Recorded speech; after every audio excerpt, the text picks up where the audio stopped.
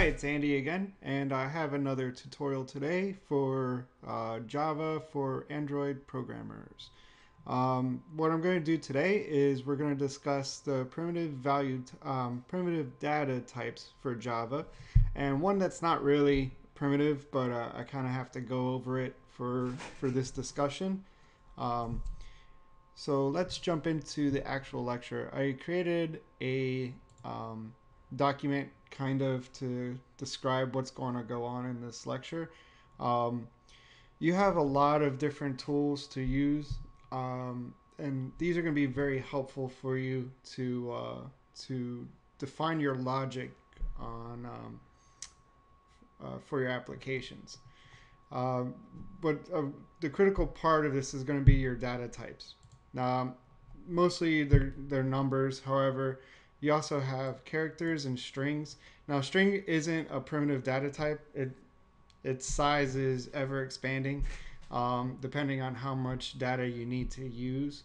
Um, but it's covered in here because I have to convert all of these into a string to display them into a text view, which I'll go over when we actually go into the programming of all of this. But so a string is just a group of words, letters, characters, whatever. Pretty much you can cast anything into a string that's found on your keyboard. um, so an example, I just put this text here. This is a string of text. Um, the next actual primitive data type that you probably see a lot, but you don't actually realize it is a character. It takes up 16 bits of data, and like a string, you surround this with quotation marks. It's a single character. It's usually a letter or a punctuation mark. Um, the symbol that we use inside of for Java is char. We usually define it as a char. You can use it to search a string. So, like, string has a method that I'll go over later, way later on. Like, you can find char at position. So, like, let's say I have a 5 letter word. If I wanted to find out what that third letter is, I could do char at position 3, or actually it would be 2 because they count 0 as the first position. Um, so the third letter would be find char at position 2. So it's helpful to use the char. I mean, I haven't really used it all that much personally, but you know, it is a available tool. I kind of listed these as in their usefulness order, not exactly any other order than that. Even though shared character isn't really that useful, it's kind of you build it to a string out of it, so that's why I put it on there since I use strings the most. Okay, next will be a float, and basically anything that would need a decimal point would be defined as a float. So it's a floating decimal pointed number. So an example would be 1.1 or 1.2. Those would be floats. It occupies 32 bits of data, and you probably want to use a float over a double, and I'll explain that why in a little bit. If you don't need 64 bits of data to occupy in your memory, use a float. 32 bits is quite a bit of data, as you'll see when we go into the integers and long. So it's plenty of data can be stored in a float, and is more memory efficient. So if you need a decimal point, float. An integer, I actually probably use this one more often than float, but it's not all inclusive. All the long, the short, and the byte, they're all integers as well. Integer is the nice happy medium of memory efficient, but still holds a lot of data. So it holds numbers between 2 times 10 to the negative, 2 negative 2 times 10 to the 31st to 2 times 10 to the 31st minus 1. And that minus 1 is because you include 0 as a possible integer. So, and that's why you'll see this as well down here for the long. 0 is an integer, so it's included in there. So your range is quite large for 32 bits of data. Its symbol is int, so you'll see that a lot in my example code. I use int quite frequently. Okay, so the next we're going to go is double. Now double is not as memory efficient as a float, but it holds a lot more data. So you can format doubles as well. So if you want, let's say 2 decimal places, you might want to be able, you can use some methods into the double class to format it so that it rounds up automatically or rounds down, or you can format it to 2 or 3 or 4 decimal places. That's some of the nice things that double has to offer. So you know, if you need to do that where you have to round, you can use that. One thing of note is these are primitive data types. You shouldn't use double or float for precise numbers. And part of the reason is because it doesn't automatically round. You have to actually use other methods to round the numbers. So you shouldn't use them for like a precise calculation. So now, it's probably beyond the scope of this whole entire class, but if you need to use something for currency, don't use either of these. You're going to need a different data type. Next one I'm going to go over is a long. It's basically a huge integer. It's 2 times 10 to the 64th on either end of 0. So it's quite a big number. It occupies 64 bits of data. It's just long, lowercase long. I'm using the same example of 1, but you know, you can go really, really high on either end of it. If you need to be more memory efficient, use int, an integer. Or if you really, really are not dealing with numbers that can get very high, you can use a short or a byte. But I'll go over those in a little bit. Now, Boolean is a very useful tool. It's defined as either true or false. The best place to put this is if something changes in your app, like a condition changes, Booleans are very, very useful. So if, let's say you need to find out if, let's say, the user's their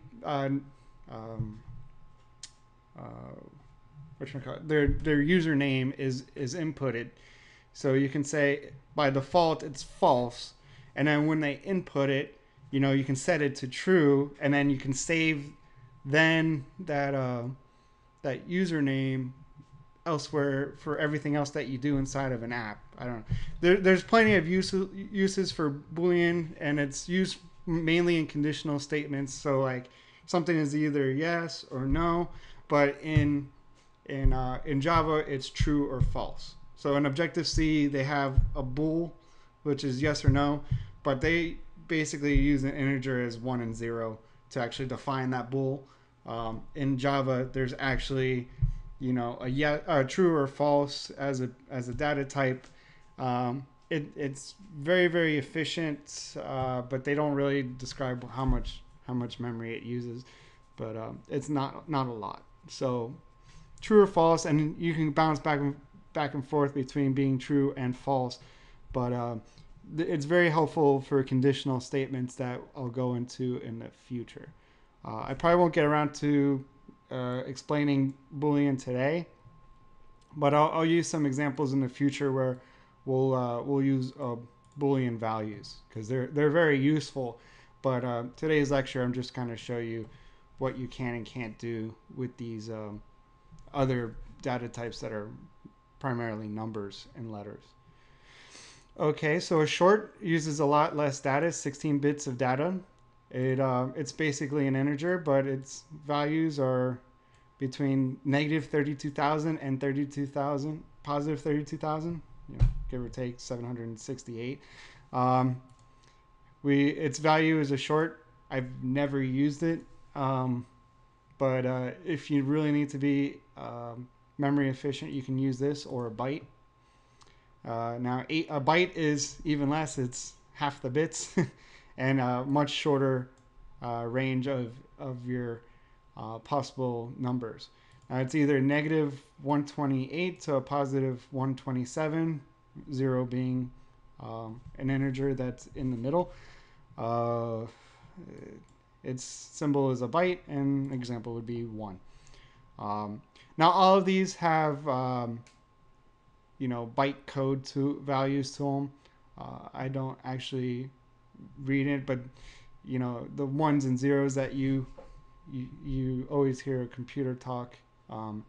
These all get converted into those into byte code that happens at runtime.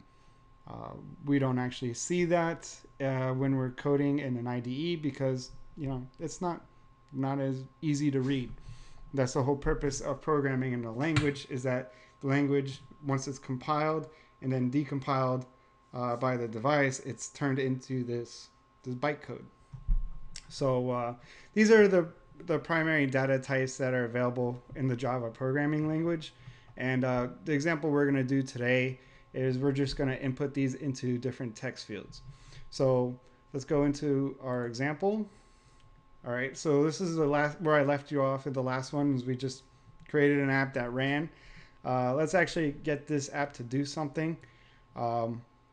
We're just going to make a bunch of text views on top of each other. So let's make this a little bit easier. We'll change this to a linear layout.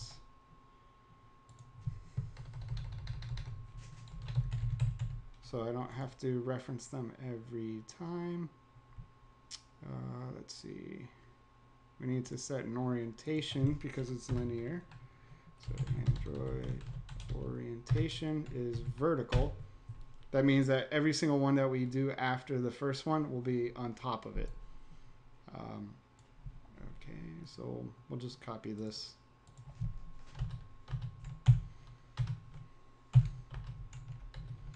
A bunch of times. Let's see. Call this one.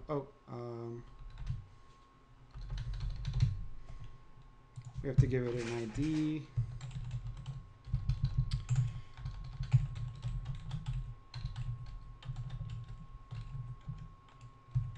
This one's going to be our string of text.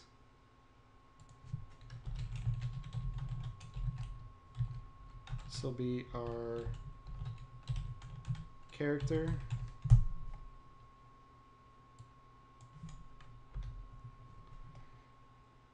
Let's see.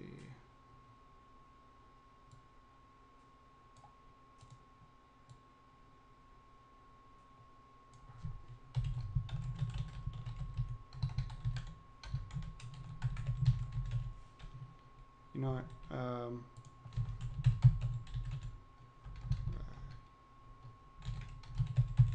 We have to. I'm thinking about the future. This will be easier to name this something else. So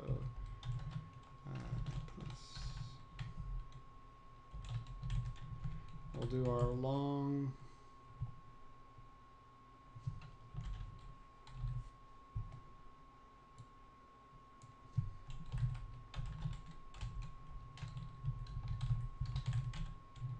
Our floats.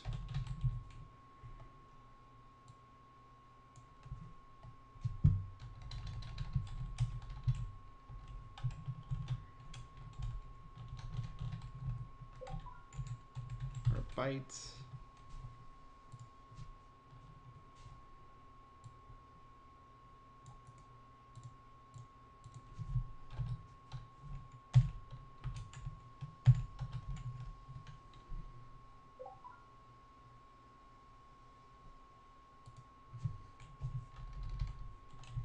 Double. Shorts. How many is that? 1, 2, 3, 4, 5, 6. 8. I'm missing one. What am I missing?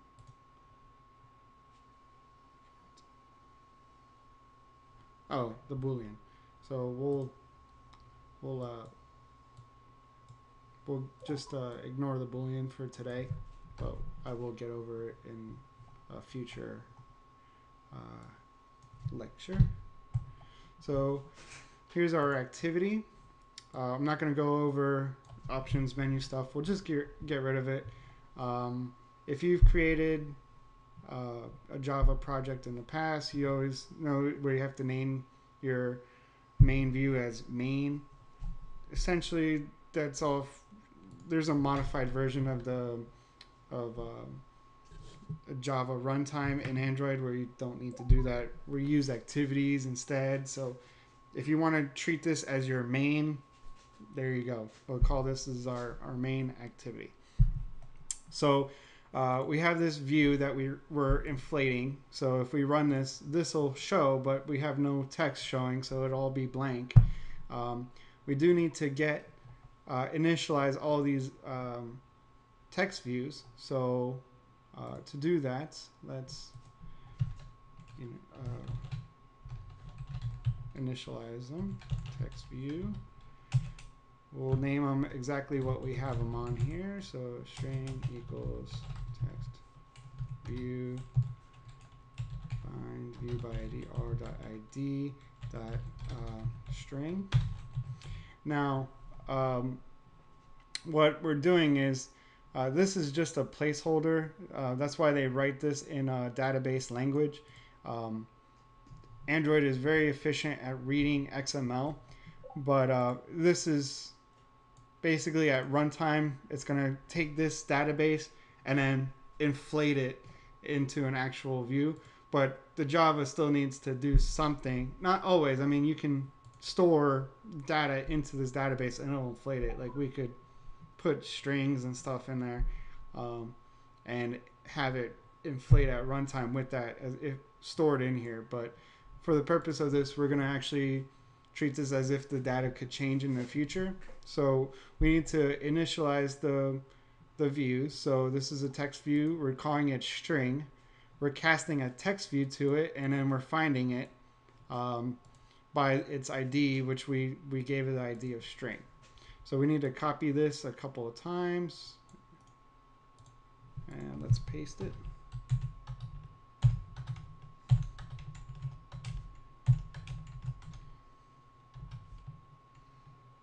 That's 7, 8.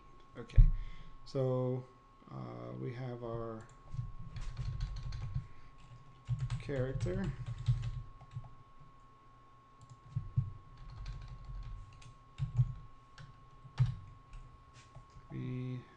The next one is integer. Now, it doesn't really matter which order you do this. We can initialize them in any order we want.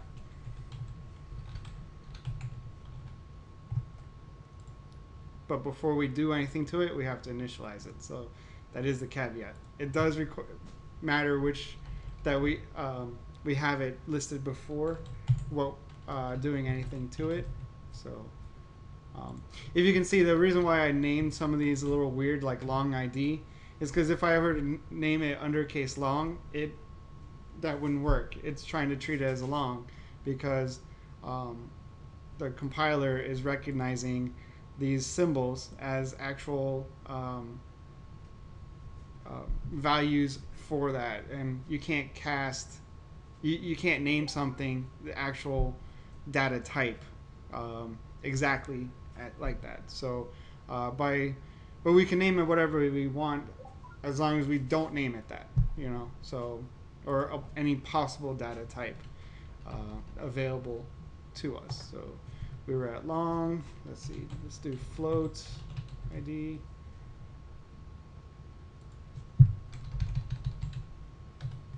We have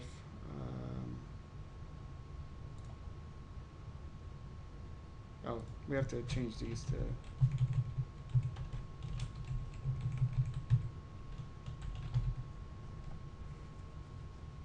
so we have bytes.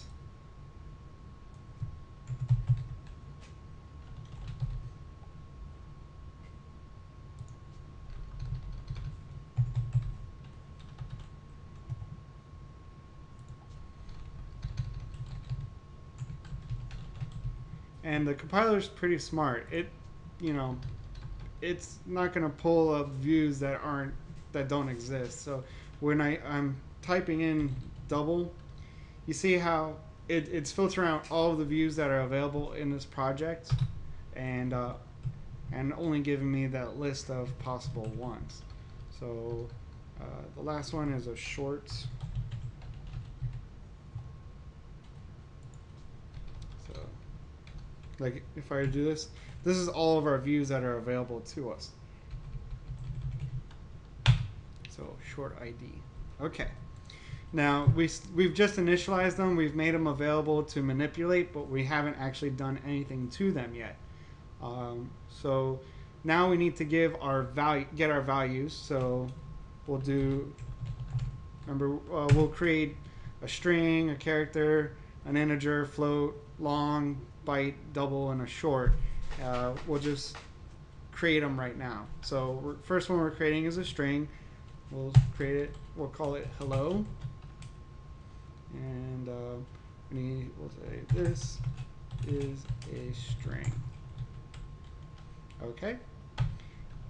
Next, we'll create a char, and it's do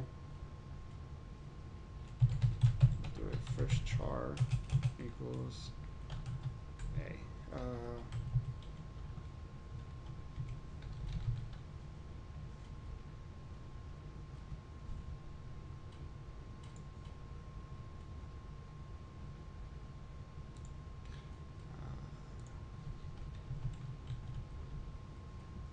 You know what?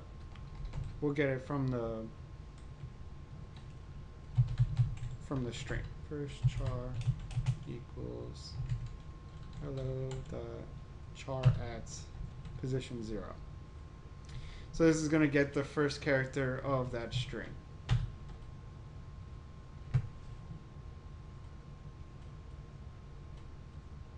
Yeah, we haven't used this yet, so it's not an issue yet. So let's see, integer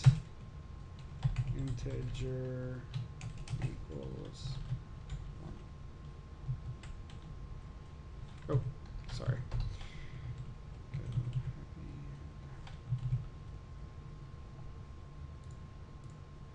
Oh, I had named it as integer up top, so we have to change this to int. So we'll name it something else. All right. We have our long.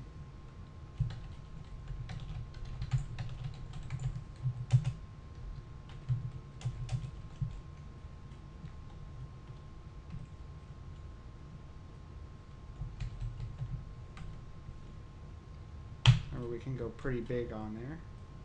Let's see. We'll do a float.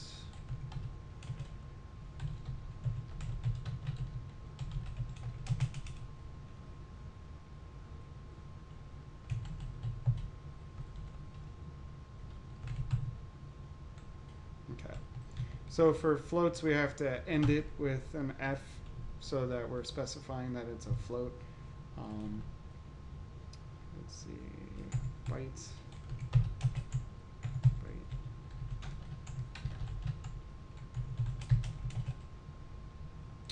Remember, there's an integer between negative 128 and positive 127.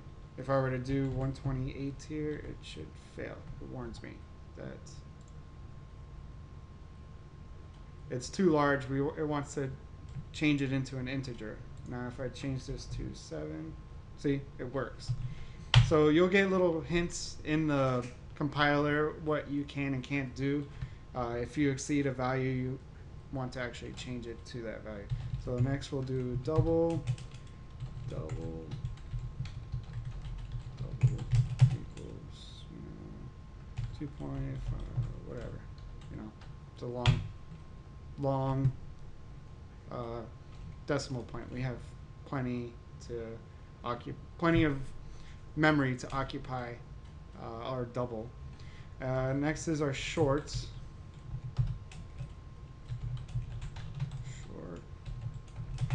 And we can cast this, or we can create a large number here. I think it's 32,700 and something. So let's do, we haven't done a negative value, so let's do negative 32,000. Okay.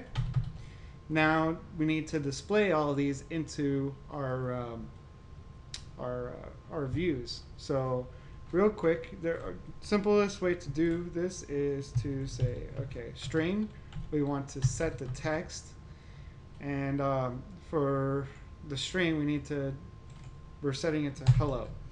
Now it's already in a string, so we're good to go.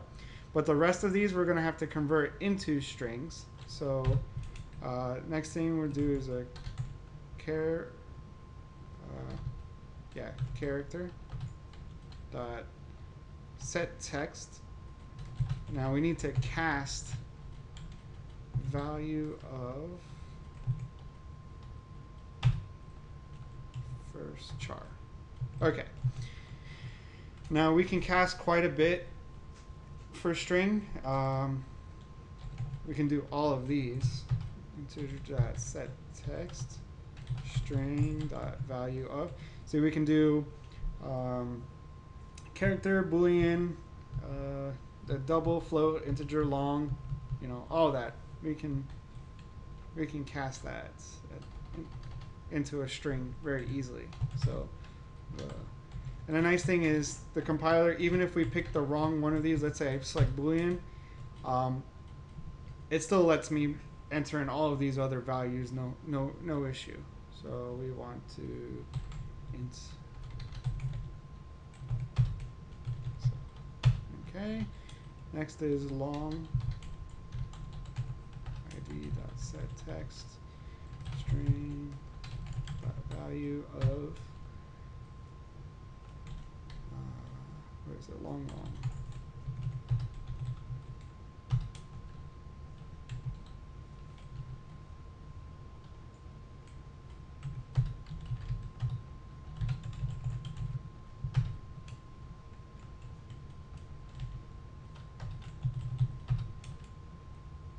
Then we need some bytes.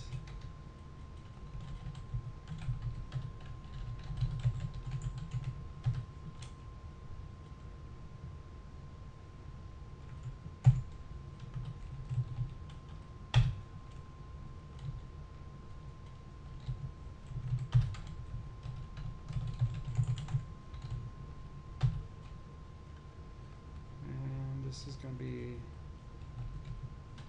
double.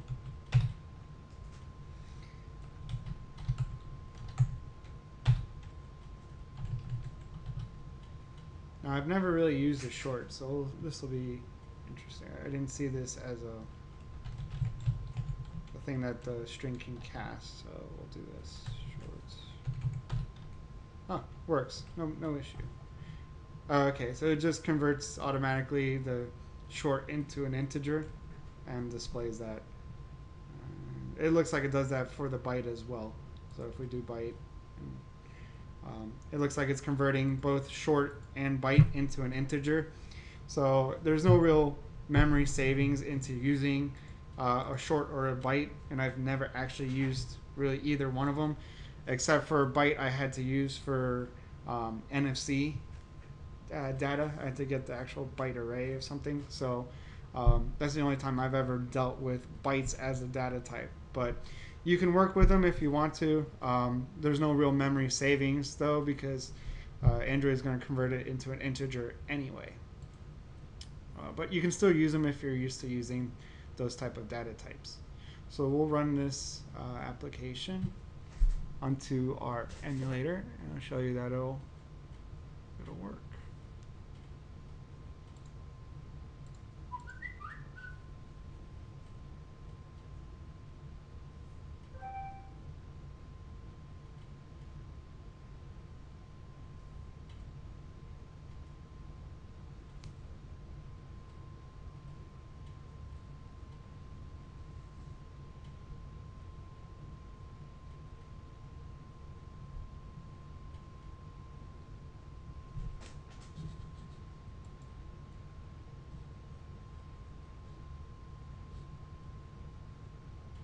Okay. So here's our string, our character, our integer, our long, our float, and notice that it didn't add the f at the end, so it's we're specifying this as a float. Our byte, our double, and our short. Okay. Hope you enjoyed this tutorial, and have a good day.